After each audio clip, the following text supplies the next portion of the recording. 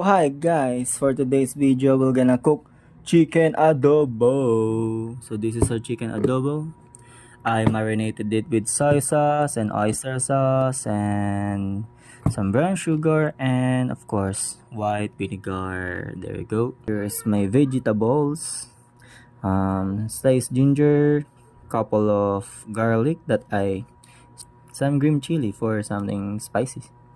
We'll put first our garlic. Let it cook until it golden browns, then we're gonna remove it afterwards.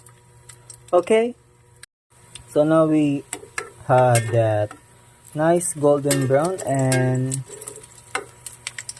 colored and also the crunchy texture of the garlic. We can now remove it before it burns.